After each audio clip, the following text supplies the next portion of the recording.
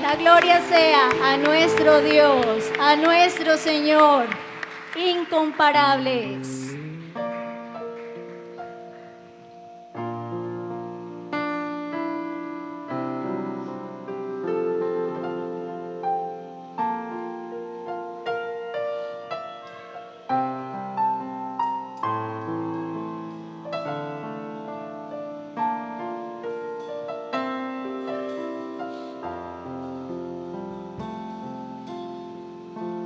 Tú no habitas en tiendas, ni en templos hechos por manos.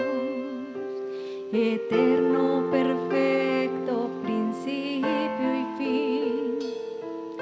Sobre toda religión, no hay nada en el cielo, en la tierra y mar semejante a ti, Señor. Tu imagen está revelándonos el poder de tu amor incomparable. Señor, tú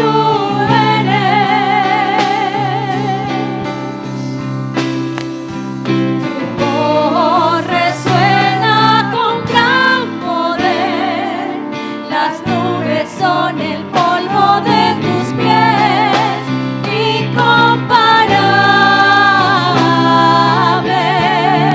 Señor, tú eres. Mi alma está pegada a ti, eres incomparable. Mi alma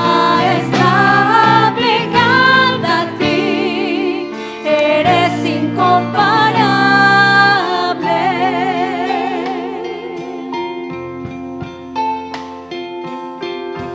Tú no habitas en tiendas, ni en templos hechos por manos. Eterno, perfecto, principio y fin. Sobre toda religión,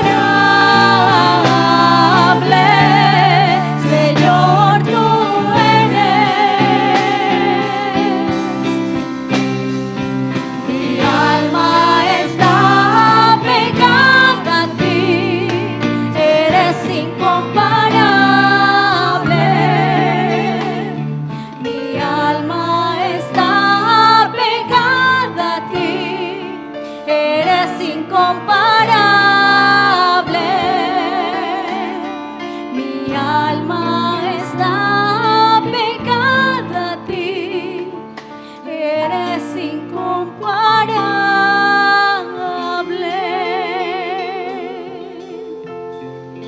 No hay quien se compare, Señor, contigo. No hay otro Dios fuera de ti, Señor. Solo tú haces tan maravillosas proezas y milagros. Por eso, Señor, toda nuestra adoración y toda nuestra alabanza es para ti, Señor. Delante de tu trono estamos, Señor, llenos de regocijo en nuestro corazón por exaltarte y alabarte. A ti, Señor, sea toda la gloria, toda la alabanza y todo el honor, ahora y siempre. Y en el nombre de nuestro Señor Jesús. Amén y amén. Que el Señor les bendiga, hermanos.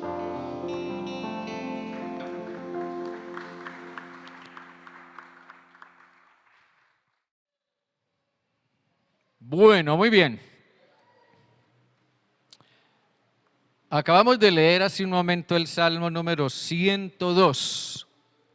Salmo 102. Tenga su Biblia allí, por favor, abierta en este Salmo, Salmo número 102.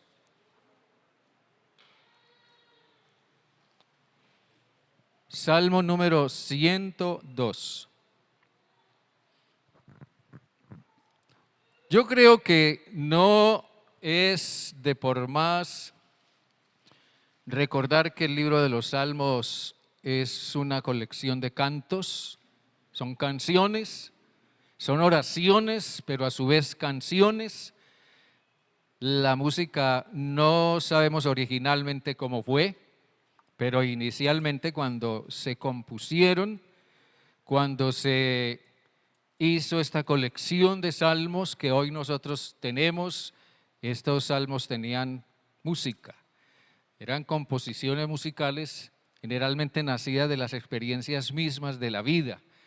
Por eso los salmos reflejan todo un espectro de diferentes experiencias, vivencias, situaciones, sentimientos, creencias que son parte de la vida misma, de la vida cotidiana, de la propia experiencia personal o de la experiencia de un pueblo. Es importante tener presente eso. Este Salmo 102 tiene un título, es una oración. Es la oración de un afligido, comienza diciéndonos el título. Por eso llamaba su atención al comienzo, cuando leímos esta parte, que es la oración de una persona que sufre cuando está angustiada y delante del Señor derrama su lamento. Eso ya nos conecta con ese Salmo. Nos conecta con el sentir que ese salmo comunica.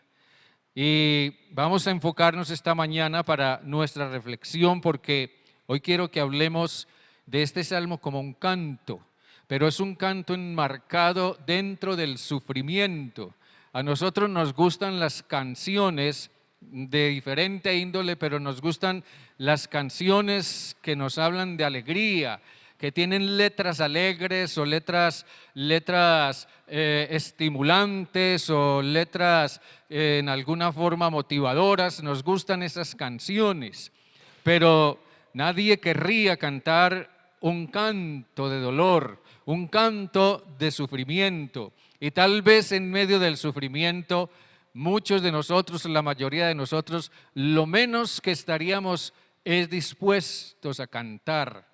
Sin embargo, aquí el salmista, quien quiera que haya sido, ahora hablaremos de eso, pero quien quiera que haya sido el salmista, él cantaba. Por eso este es un canto de aflicción, es un canto de dolor, es un canto que surge en el sufrimiento. Y esta mañana quiero que pensemos lo que este salmo nos enseña con respecto no solo al sufrimiento en sí, sino a la consolación que podemos encontrar en el sufrimiento. Piense usted en lo que es un estado de exilio.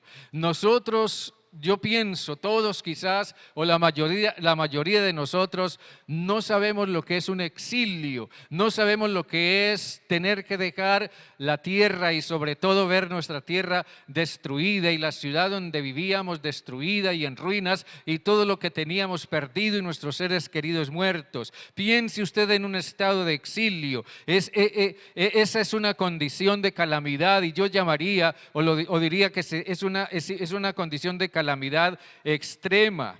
Ahora piense usted en las condiciones de quien quiera que escribió este salmo. Este salmo no tiene, como otros, en el encabezado, no tiene quién fue su autor. Hay otros salmos que dicen que lo escribió David o lo escribió Salomón y así, pero este salmo es un salmo anónimo. Y es un salmo anónimo y eso nos dice mucho porque muchas veces también las personas que sufren suelen ser anónimas, suelen sufrir de una manera un tanto escondida o un tanto demasiado reservada dentro de su corazón.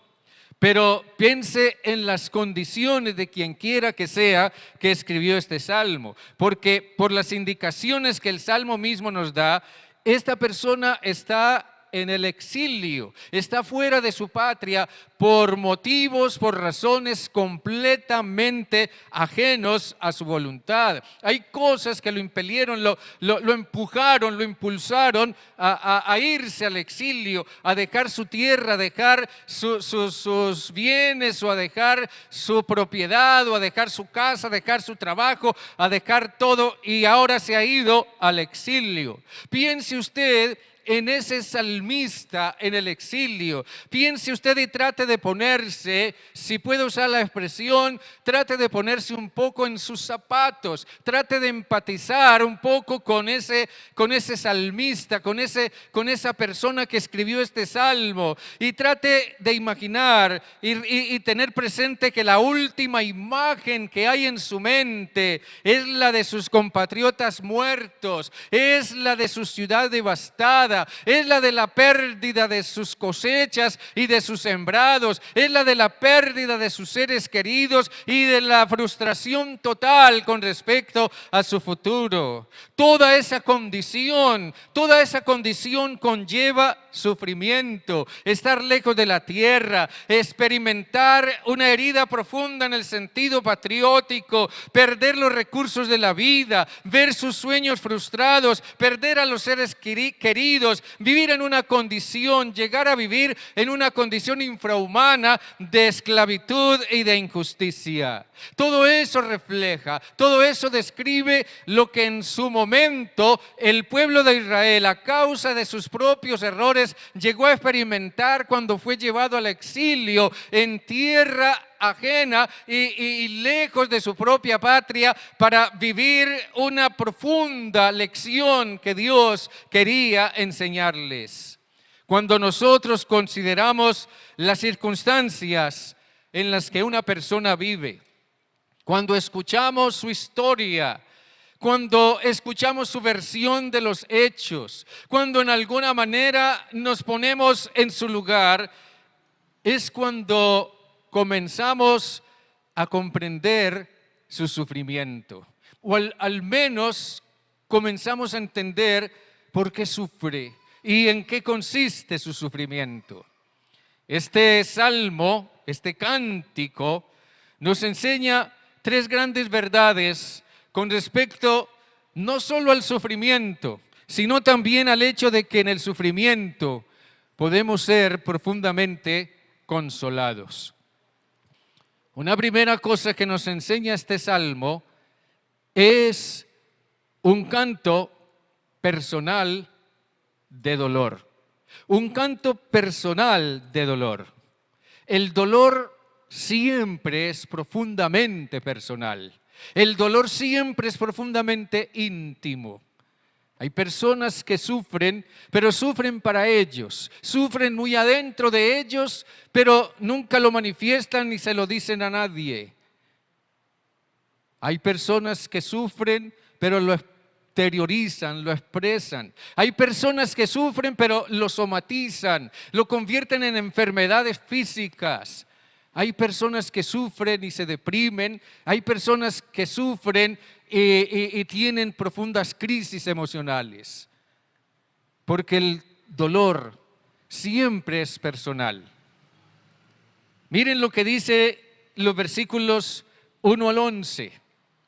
No voy a leerlos porque ya los leí al comienzo, pero enfoque por favor su atención en los versículos 1 al 11 porque voy a estar subrayando algunas cosas allí. Pero déjeme decirle que una de las experiencias más difíciles de explicar, de comprender en la vida humana es la del sufrimiento. Siempre el sufrimiento tiene una causa.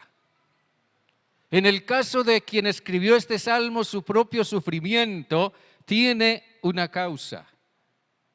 No es cosa fácil ni sencilla ver su propia ciudad devastada. No es cosa sencilla ver la pérdida o experimentar la pérdida de la libertad. Nuestro sufrimiento siempre tiene una causa. Escucho muchas veces a personas que vienen a buscar ayuda o apoyo emocional o espiritual en sus momentos de crisis. Y muchas veces la expresión que escucho es, al escuchar la historia de las personas, la expresión que escucho es: pastor, es que usted no se imagina por lo que estoy pasando. Este salmo nos trae la experiencia de una persona que sufre y de algo que le está ocasionando ese sufrimiento. Él está sufriendo por lo que está viviendo. Él está sufriendo por lo que acaba de experimentar. La pérdida de lo que él más amaba y a lo que él más estaba apegado y de lo que él dependía. No más en estos días, como mencionaba hace un momento, seguimos siendo testigos y quizás partícipes en alguna manera de la tragedia que sigue viviendo el mundo a causa de un virus. Y de las personas que siguen muriendo. Y de los cientos, miles, quizá millones de hogares en el mundo que siguen vistiéndose de luto y haciendo duelo por sus muertos. Y de las personas que están quedándose sin sus parientes, esposos sin sus esposas, hijos sin sus padres. ¿Cuántas personas están sufriendo ahora por eso? Y quizás usted mismo sea una persona que esté sufriendo, no por eso tal vez, pero sí por otros motivos.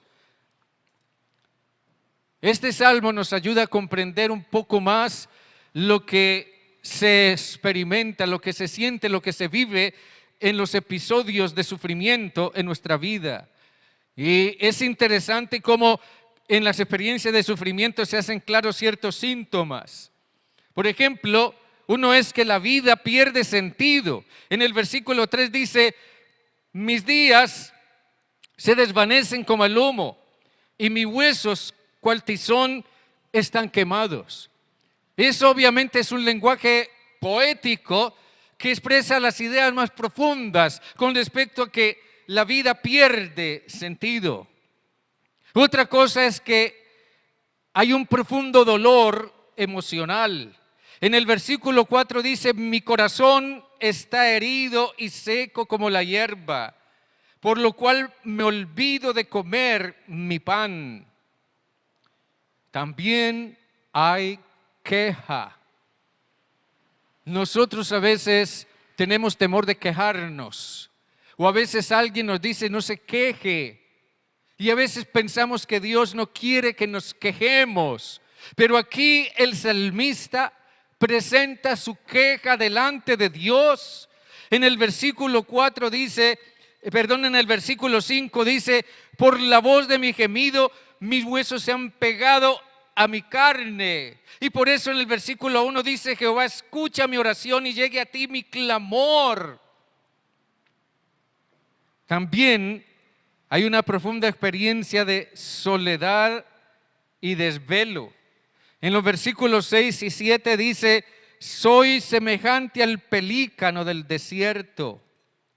Soy como el búho de las soledades. Me desvelo y soy como un pájaro solitario sobre el tejado. El salmista expresa lo que en lo íntimo de su ser siente. Él dice las cosas como las siente. Él dice lo que siente. Él no se guarda, al menos delante de Dios, no se guarda sus sentimientos, sus emociones y sus quejas. Él dice lo que piensa. Él dice: Señor, lo he perdido todo, he perdido lo que más amaba. Señor, he perdido a mis seres queridos. Señor, estoy en lo más profundo de la soledad. Señor, no puedo ni dormir, no quiero ni comer. Y me parece que tú estás ausente, me parece que tú estás lejos de mí, me parece que no estás conmigo en medio de mi dolor y mi sufrimiento. El salmista expresa lo que hay en su corazón con la esperanza de que alguien se digne escucharlo. Nada nosotros desearíamos más que en medio de nuestro sufrimiento alguien al menos nos escuche y nos comprenda. Es el dolor personal, es el dolor nuestro, es el dolor que nadie se imagina que llevamos. Miren ustedes que a pesar de que el salmista tiene la sensación, a causa de su aflicción, de que Dios está ausente, de que Dios está lejos. Dice el versículo 2: no escondas de mí tu rostro en el día de mi angustia, inclina a mí tu oído, apresúrate a responderme el día que te invoque. Pero con todo y eso, y tener la sensación de que Dios está lejos o no le escucha, o está ausente, el salmista de todas maneras hace su oración y canta. De todas maneras ora y canta y derrama delante de Dios su queja. Es algo así como: Señor, me parece que tú no estás ahí. Es lo que a mí me parece. Es lo que dicen mis emociones. Ese es el mensaje de mis emociones. Es lo que me dicen mis propias emociones. Me parece que tú no estás ahí. Pero la fe es completamente diferente a nuestros estados emocionales. La fe no depende de nuestros estados emocionales, ni nuestros estados emocionales definen la fe. La fe es algo diferente. La fe es algo que nos da otro mensaje. La fe nos da un mensaje diferente al que nos dan nuestras emociones. La fe simplemente es confiar a pesar de cómo me sienta. Entonces la fe me da un mensaje diferente, porque la fe me ayuda a entender que Dios, en su fidelidad, Él está ahí presente. Si yo le presto atención al mensaje que me da la fe, independientemente de cómo me sienta, yo podré entender que Dios es fiel y Él siempre estará ahí. A veces el mensaje de la fe no nos llega porque estamos demasiado enfocados en el mensaje que nos están dando nuestras emociones. Nuestras emociones nos dicen: todo está perdido. Nuestras emociones nos dicen: no hay esperanza. Nuestras emociones nos dicen: tú estás muy mal.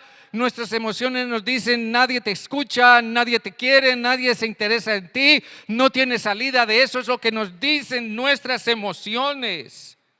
Pero hermanos y hermanas, aquí es donde la teología tiene que ayudar. Me refiero a que es aquí donde la doctrina que creemos tiene que ayudarnos. Es aquí donde la palabra de Dios que conocemos nos tiene que ayudar.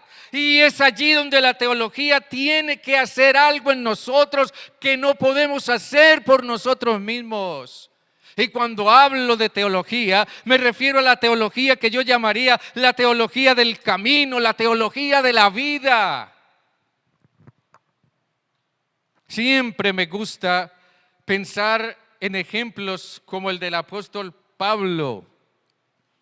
Pablo sí que sabía lo que es la teología del camino, la teología de la vida. Una cosa, perdónenme la comparación, Una cosa es estar aquí detrás de este púlpito diciendo lo que yo estoy diciendo esta mañana o haciendo teología aquí detrás del púlpito. Eso es una cosa. Pero yo quiero decirles sinceramente que muchas veces me siento inadecuado aquí en este lugar donde Dios ha querido usarme para llevarles la palabra de Él a todos quienes se congregan acá cada domingo. Pero cada vez que yo bajo de aquí otra vez y vuelvo a estar al nivel de todos tal y cual soy, vuelvo a ser como somos todos. También tengo que hacer mi propia teología de la vida y del camino todos los días de mi vida. Y eso es lo que encontramos en el apóstol Pablo. Pablo, el gran misionero, el gran hombre de Dios, el gran expositor de la palabra de Dios. Miren lo que dice en un profundo momento de sufrimiento y de aflicción. Cuando Pablo escribió la epístola a los filipenses, Pablo estaba en la cárcel, estaba encerrado en una oscura, maloliente y húmeda mazmorra romana.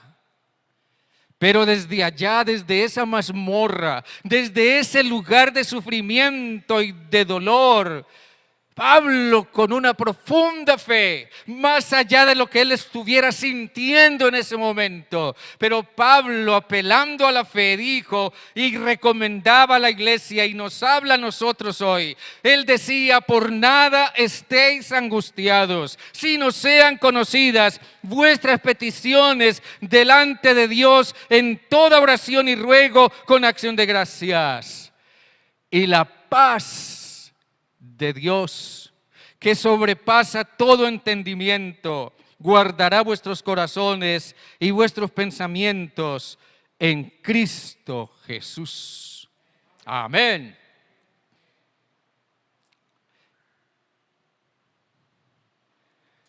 La oración es un acto de fe. La oración es un acto de fe. La oración no es un acto emocional. No, yo no oro porque es que yo no siento ganas de orar. Es que no me nace orar. Es que me siento muy mal para orar. La oración no es un acto emocional. La oración es un acto de fe. Y la fe es algo que trasciende nuestros estados emocionales. La oración es un acto de fe a pesar de cómo me sienta.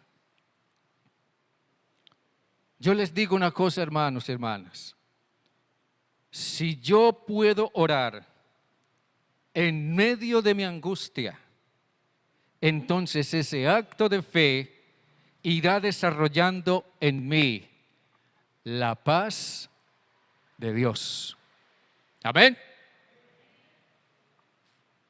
Y usted pruébelo, insista en hacerlo, persista en hacerlo y lo verá. Es lo que Pablo nos da a entender en este texto. Este salmo entonces nos enseña primeramente un canto personal de dolor. Pero otra cosa que este salmo nos enseña es el clamor de una sociedad enferma. En los versículos 12 al 14 dice: mas tú, Jehová, permanecerás para siempre, y tu memoria de generación en generación. Te levantarás y tendrás misericordia de Sión, porque es tiempo de tener misericordia de ella, porque el plazo ha llegado. Porque tus siervos aman sus piedras y del polvo de ella tienen compasión. Observe que en este punto el salmo cambia su enfoque, el salmista cambia su enfoque. Ahora ya no es su propio canto, ahora ya no es el canto de dolor que nace de su propia experiencia íntima, su experiencia personal, su experiencia privada. Ahora deja de ser una oración personal, un canto personal, y se convierte en una oración, en un canto social. Entonces comienza a verse una referencia a una comunidad. Comienza a aparecer una comunidad, un grupo, comienza a aparecer una sociedad, personas, seres humanos, hombres y mujeres como ustedes, como yo, como tantos que hoy en día sufren en cualquier lugar del mundo. Comienza a aparecer una comunidad. Por eso el salmista dice, te levantarás, le dice a Dios, yo sé que tú te levantarás y tendrás misericordia de Sión. Sión es una referencia un tanto velada a Jerusalén. Y en ese momento, Jerusalén está completamente asolada y en ruinas. Mucha gente ha muerto, muchos han sido llevados al exilio y los que quedaron allá están pasándola terriblemente mal, los que lograron sobrevivir. Jerusalén en este momento es una comunidad que está pagando las consecuencias de sus propios errores. Pero ahora el canto personal del salmista, el canto de su propio dolor, es el clamor de un pueblo y es el clamor con el pueblo. El salmista canta su propio dolor y en él invoca a Dios, invoca su esperanza en Dios, y el salmista pone a cantar a todo un pueblo. Este salmo viene a ser un ruego a Dios por la misericordia por parte de todo este pueblo. Vuelvo y subrayo, por este tiempo Jerusalén es solo un montón de piedras y de polvo, como dice el versículo 14. Porque dice, tus siervos aman sus piedras y del polvo de ella tienen compasión. Y lo que queda de Jerusalén es una comunidad enferma. Una comunidad enferma. Anoche yo veía un documental sobre la situación en Siria. No sé cuántos de ustedes vivan un tanto o vivan al tanto de lo que está pasando en Siria. Es algo muy semejante a lo que ha estado pasando en Venezuela, pero según lo que vi anoche es muchísimo peor. Y quien estaba haciendo el documental entrevistó a una familia siria que estaban escondidos en las ruinas o debajo de las ruinas de lo que había sido un edificio que había sido bombardeado por el gobierno. Una familia, papá, mamá y 2 o 3 hijos pequeños. Había 2 niñas pequeñas, por ahí de 6 y 4 años. El periodista le preguntó a las niñas, no recuerdo cómo es que se llama el presidente de Siria, pero el periodista le preguntó a una niña, ¿tú quieres al presidente de Siria? Y ella dijo con su carita llena de miedo y de odio, no, porque nos bombardea. Y después le preguntó a la más pequeñita, ¿tú quieres al presidente de Siria? Y ella dijo, no, porque es un perro. Ese es un verdadero perro. Una niña de 4 años. Una sociedad enferma. Enferma por causa del sufrimiento que alguien absolutamente desquiciado está ocasionándoles. Miren ustedes que el salmista cantó aquí su propio dolor.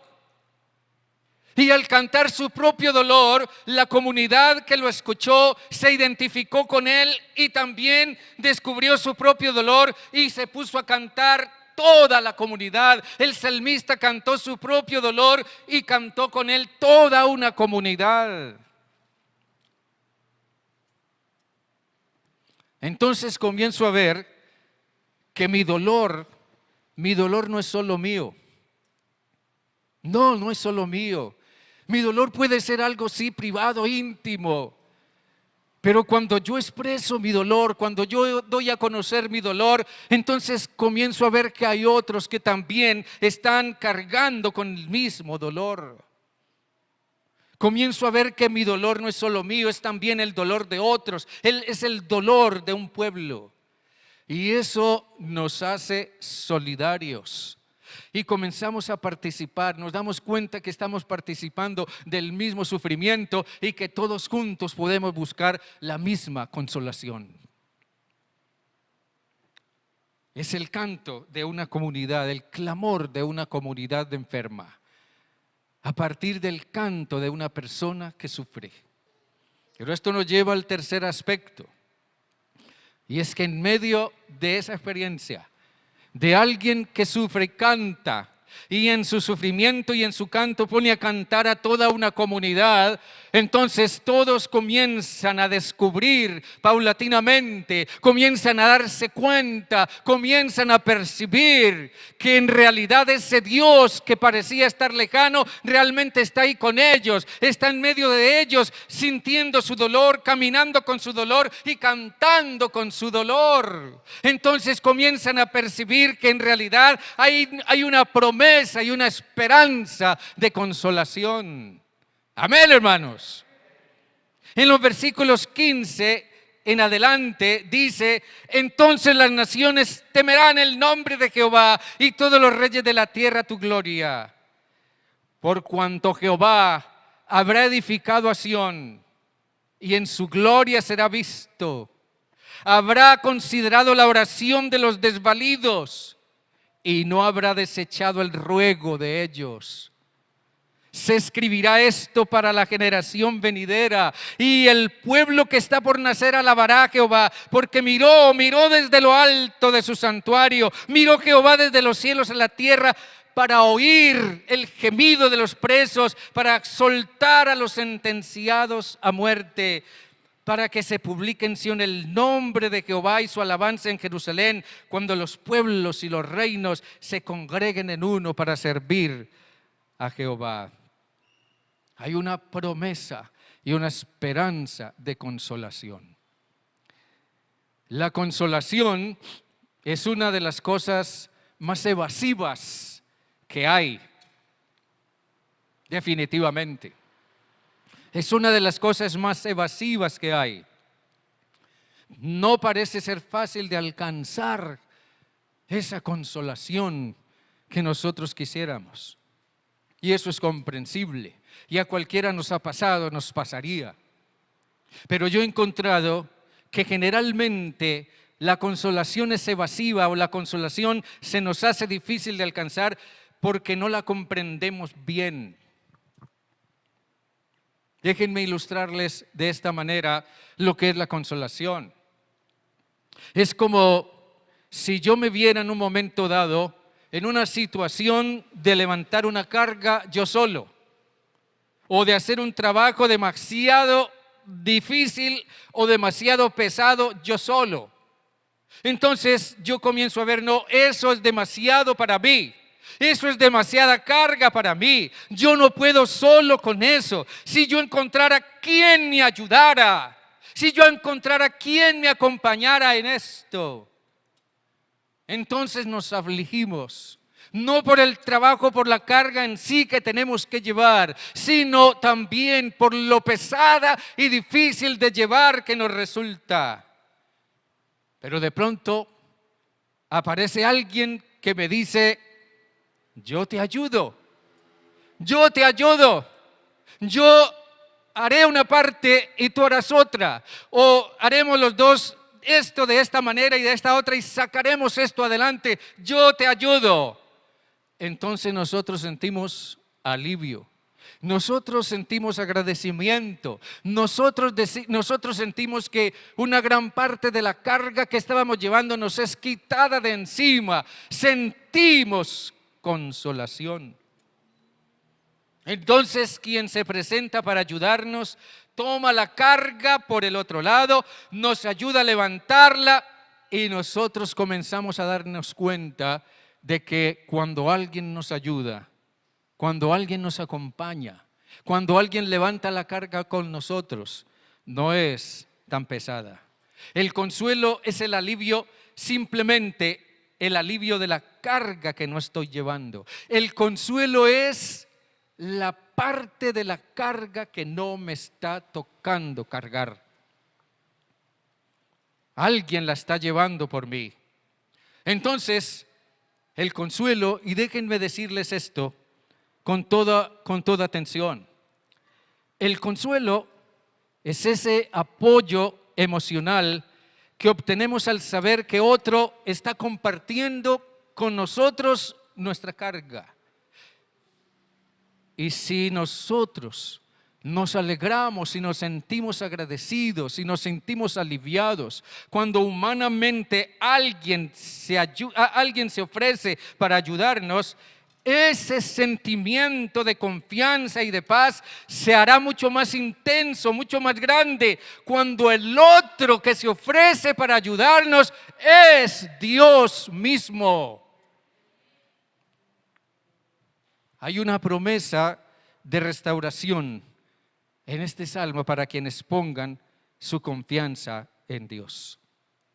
Dios es eterno, Dios es omnipotente, Dios es fiel. Él no está sujeto al tiempo ni a las circunstancias. Las circunstancias cambian todo el tiempo, pero Dios no cambia. Y eso significa que Dios trasciende todo, por tanto Él está en control de todo, y eso significa que Él está llevando todo hacia un fin, y eso incluye mi propia vida. Dios está llevando tu vida hacia un fin. Y eso significa que cada experiencia, cada circunstancia que tú vivas en tu vida está encaminándote hacia ese fin, hacia ese propósito de Dios. Se ha sabido, y quizás todos hemos tenido ocasión de verlo o nos ha pasado, no sé, pero se ha sabido de grandes artistas, por ejemplo, cantantes, grandes cantantes en la historia o en el tiempo moderno, que en su muerte han sido llorados y acompañados por grandes multitudes. Yo me he puesto a pensar y a preguntarme, ¿por qué pasa eso?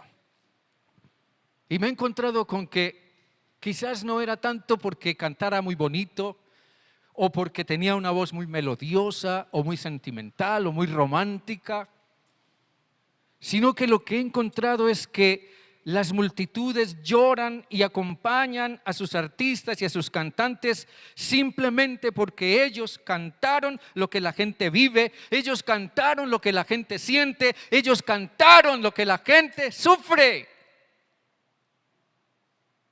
Miren bien, hermanos y hermanas, el Señor Jesucristo es nuestro consuelo porque Él sufrió lo que nosotros sufrimos. Él fue tentado en lo que nosotros somos tentados.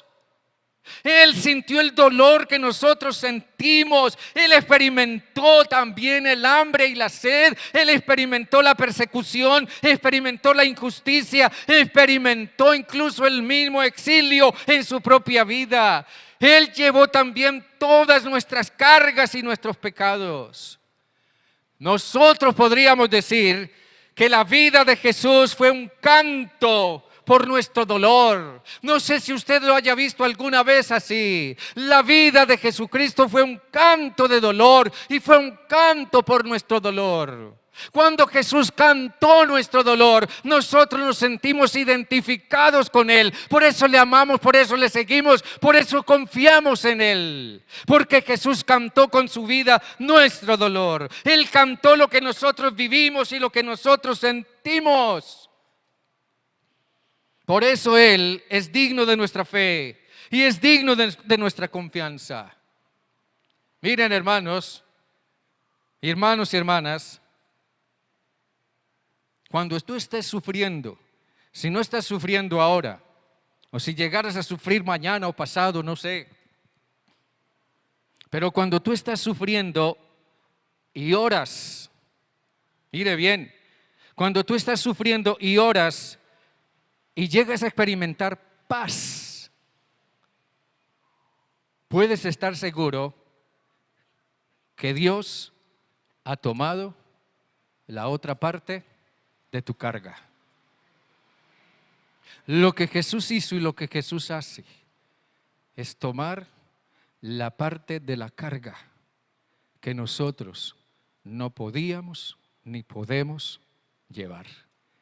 Esa es la grande consolación de Dios para nosotros en el sufrimiento. Dios es un Dios de consolación. Por ejemplo, si alguien peca, el apóstol Juan dice que si alguno hubiere pecado, abogado tenemos en Cristo. Entonces eso significa que hay remedio y que hay solución, hay salida al pecado. Si afrontamos cosas que no parecen tener sentido, entonces Dios nos dice: a los que a Dios aman, todas las cosas ayudan a bien. Entonces eso significa que todo lo que experimentamos en la vida está siendo encauzado hacia un gran propósito por parte de Dios en cada uno de nosotros. Y significa que Dios en realidad está llevando la otra parte de nuestra carga. Dios tiene un grande propósito.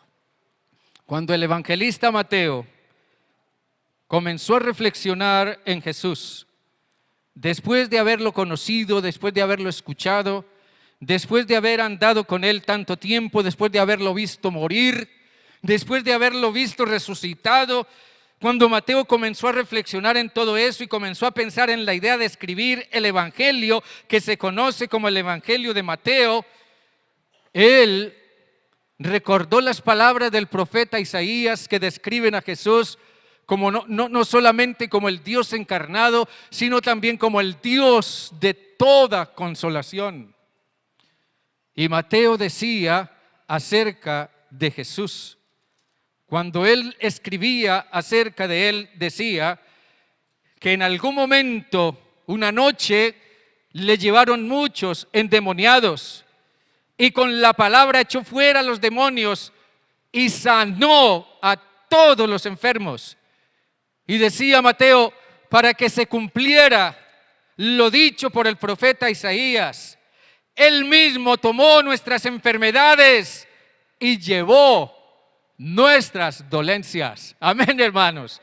Jesucristo llevó la carga más pesada. Y si nosotros persistimos en entregarle esas cargas cada día por medio de la oración, Jesucristo simplemente las tomará. Entonces Pablo tenía razón cuando decía: traigan sus peticiones constantemente en oración delante de Él y no se aflijan por nada, y ustedes experimentarán la paz de Dios que sobrepasa todo entendimiento.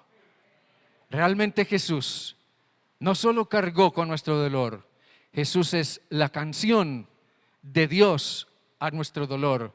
Y Jesús nos pone a nosotros a cantar también con Él la canción del dolor por aquellos que sufren y cantar con aquellos que sufren. Hay mucha gente que sufre en nuestro medio actualmente. Y quizás aquí tenemos personas hoy que sufren callada y silenciosamente por algo, por algún motivo.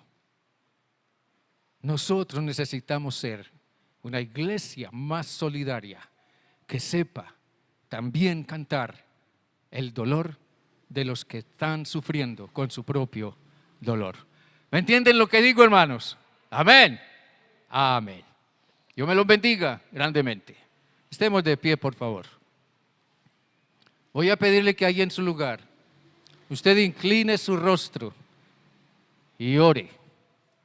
No sé si usted en este momento está pasando por las peores circunstancias de su vida o tal vez esté experimentando las mejores circunstancias de su vida, no sé. Solo Dios conoce su dolor.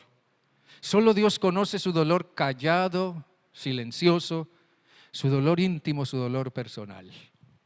Solo Dios sabe usted con qué carga. Tal vez su sentir sea también: yo no puedo con esta carga, yo no puedo solo con esta carga.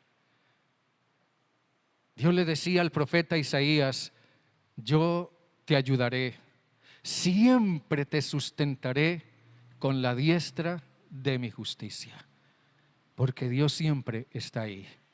Tome sus cargas, tome su dolor y entrégueselo una vez más al Señor. Y hágalo una vez y otra vez y hágalo siempre.